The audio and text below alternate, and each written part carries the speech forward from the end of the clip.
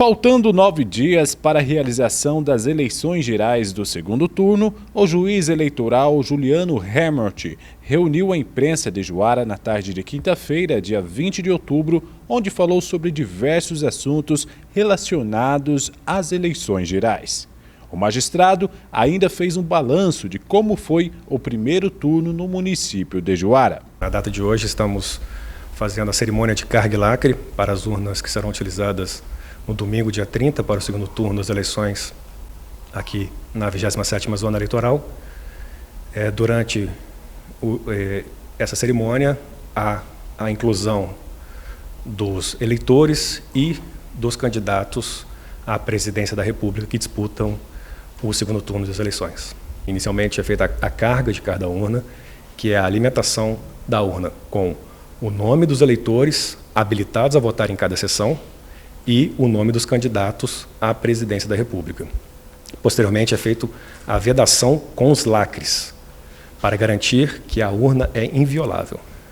E, doutor, no primeiro turno, uma grande reclamação foi em relação à questão da biometria, né, com filas e tudo mais. Para esse segundo turno, como que estão se planejando? Sim, a questão da biometria ela está mantida para o segundo turno.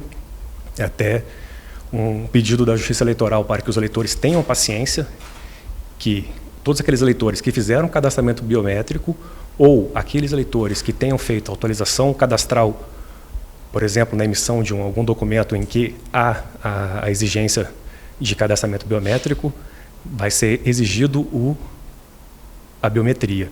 E isso pode sim gerar um pouco de atraso. Então, a Justiça Eleitoral pede aos eleitores que tenham um pouco de paciência, mas considerando que só temos um candidato, não gerará tantos problemas como aconteceu no primeiro turno. Doutor, em questão da fiscalização, como foi no primeiro turno, esse segundo turno promete também ter uma fiscalização bem reforçada, como houve? Sim, as forças de segurança estão empenhadas, haverá reforço tanto da força tática, vindo de Juína, temos também reforço dos policiais da comarca de Cuiabá, para proporcionar uma eleição bem tranquila e segura, tal como foi no primeiro turno.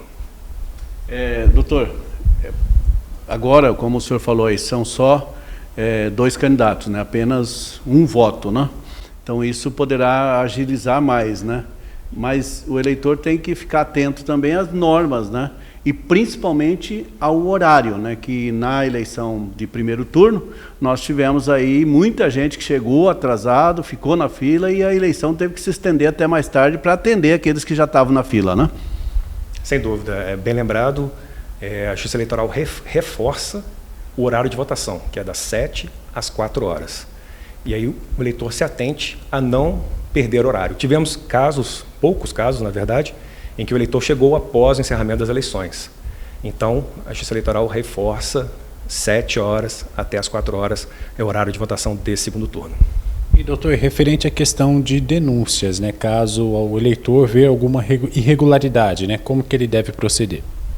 No caso de a ocorrência de algum delito no momento da eleição, no dia da eleição, o eleitor pode se valer da Polícia Militar, discando 190 para realizar alguma denúncia.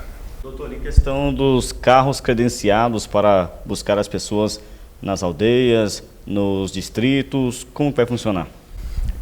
A Justiça Eleitoral já fez a publicação dos editais com as rotas dos carros fornecidos pelas prefeituras, né, são cedidos pelas prefeituras dos 4 municípios que abrangem a 27ª Zona Eleitoral, para que haja esse transporte dos eleitores para o núcleo urbano para poderem votar.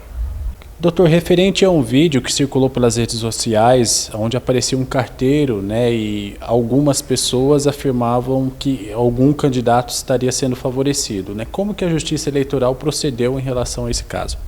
A denúncia chegou até a Justiça Eleitoral e ao Ministério Público Eleitoral através do aplicativo Pardal, que encontra-se disponível nas plataformas digitais para que qualquer eleitor possa baixar e fazer eventual denúncia. Nesse caso específico, houve a identificação de que o candidato em questão possuía contratos firmados junto à empresa Correios e Telégrafos para a distribuição pela qual que foi retratada no vídeo. Então, não havendo nenhuma irregularidade, foi arquivado essa denúncia.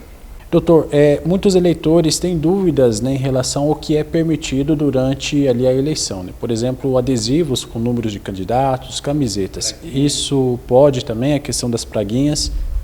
Sim, sim. O eleitor ele tem o direito, durante o dia das eleições, no momento que for realizar o seu voto, portar adesivos, camisas, sempre sendo uma manifestação individual e silenciosa, né? A partir do momento em que ela extrapole essa situação de ser individual e silenciosa, aí sim poderá estar cometendo o crime de boca de urna. Uma pergunta que o pessoal tem feito muito nesse período pós-primeiro turno é se quem não votou no primeiro turno pode votar no segundo. Como é que é essa questão, doutor? Perfeitamente. Aquele eleitor que não realizou o seu exercício de cidadania no primeiro turno pode perfeitamente votar no segundo turno sem problema algum. Justifica quanto?